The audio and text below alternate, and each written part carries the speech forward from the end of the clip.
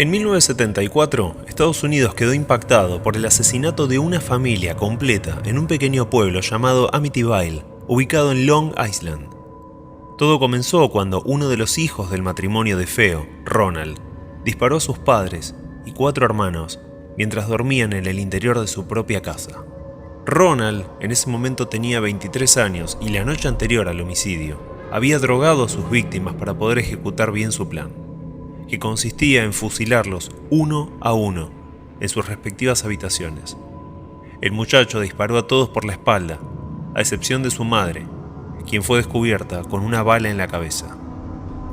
Las víctimas fueron encontradas boca abajo y con los brazos cruzados. Tras el asesinato, Ronnie, como le decían sus amigos, escondió la escopeta con la que disparó y corrió hacia un bar del pueblo, donde señaló que alguien había asesinado a su familia. La policía rápidamente llegó al lugar y encontró la macabra escena. Pero debido a la débil coartada del joven, las autoridades pronto descubrieron que el autor de los crímenes había sido el mismo Ronnie, cuyo abogado luego intentó declararlo como enfermo mental porque él aseguraba que había escuchado voces en el interior de su casa que le decían que tenía que matar a su familia, algo que los jueces por supuesto no creyeron y lo condenaron por asesinato premeditado, sentenciándolo a 25 años de cárcel por cada una de sus víctimas. Poco más de un año después de la tragedia, una nueva familia compró la casa y se mudaron a ella. El lugar era un sueño y a un valor muy accesible. Edificada sobre un amplio terreno, la casa contaba con 3 pisos, 5 habitaciones, un amplio sótano y una historia oscura detrás. Pero como los nuevos dueños conocían lo que había ocurrido ahí, decidieron tomar sus propias precauciones.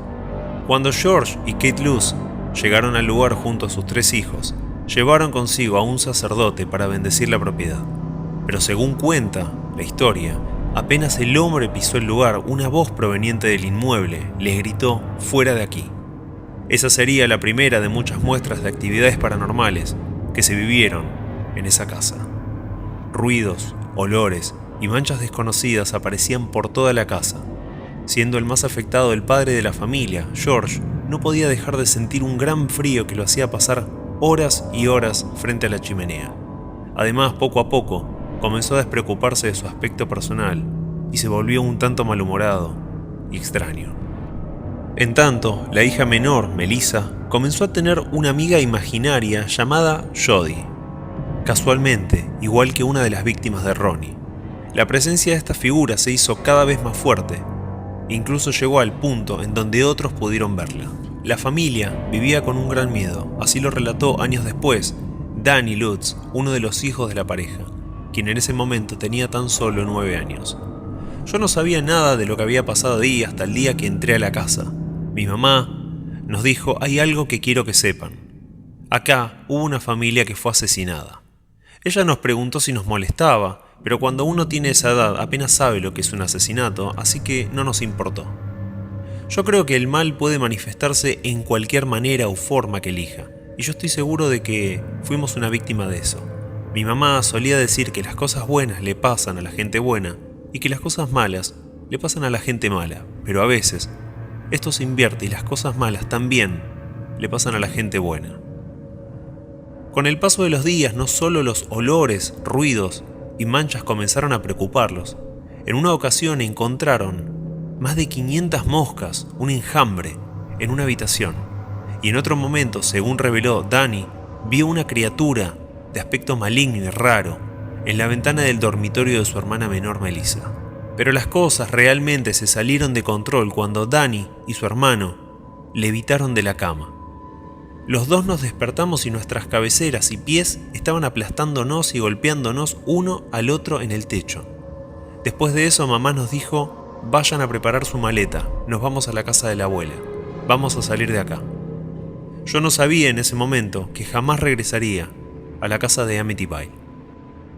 Y así fue, tras los múltiples ataques, la familia abandonó todo y se fueron del lugar sin nada.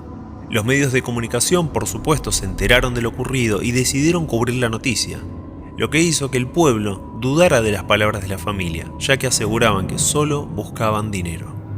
Mientras el pueblo no les creía, Ed, y Lorraine Warren, un matrimonio de expertos en temas paranormales, fueron llamados para investigar lo que estaba ocurriendo ahí. Decisión que posteriormente lamentarían. La misma Lorraine aseguró que ese caso fue uno de los peores que enfrentaron en toda su vida. El caso en sí ha afectado nuestras vidas personales, más que cualquier otro caso en el que hayamos trabajado en 54 años de investigación. Hemos estado involucrados en peligrosos casos diabólicos, hemos estado involucrados con levitaciones y sangre procedente de ojos de alguien. Todo tipo de cosas malas, pero este caso nos siguió a nuestra propia casa. Nos atacaron la primera vez que entramos a la casa y eso es muy inusual. Durante el tiempo que duró la investigación, la pareja no solo fue agredida físicamente.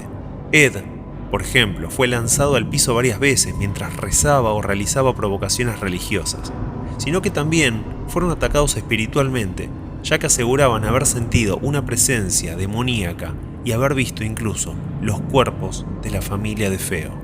Como si esto fuera poco, el equipo de la pareja logró captar la imagen de lo que parece ser un niño fantasma en el segundo piso de la casa, donde en ese momento no había nadie más. Aunque el horror de Amityville se convirtió en una leyenda en sí, había una que le precedía y que podría explicar todos los extraños hechos que vivieron estas familias en esa casa. Según se decía en el pueblo, la tierra donde estaba construida este caserón pertenecía a un hombre llamado John Ketchum, un practicante de magia negra que tenía una cabaña donde se edificó esta casa. El hombre también pidió que sus restos fueran enterrados en ese lugar. Otra leyenda aseguraba que los indios Shinnecock también en algún momento vivieron estas tierras, las cuales fueron utilizadas para albergar a los enfermos y locos de la tribu, los que fueron dejados morir. Los Warren creían que el sufrimiento que había ocurrido en el lugar había dejado la propiedad con una energía muy negativa y muy oscura historia, lo que es un imán para los espíritus demoníacos y lo sobrenatural. Gracias a estos investigadores, los Lutz pudieron recuperar parte de sus cosas y la escritura de la propiedad, lo cual permitió que la casa pueda ser vendida nuevamente. En 2010 se vendió por $950.000 y hoy está otra vez en el mercado. Sin embargo, no ha habido más reportes de actividad paranormal de sus últimos residentes.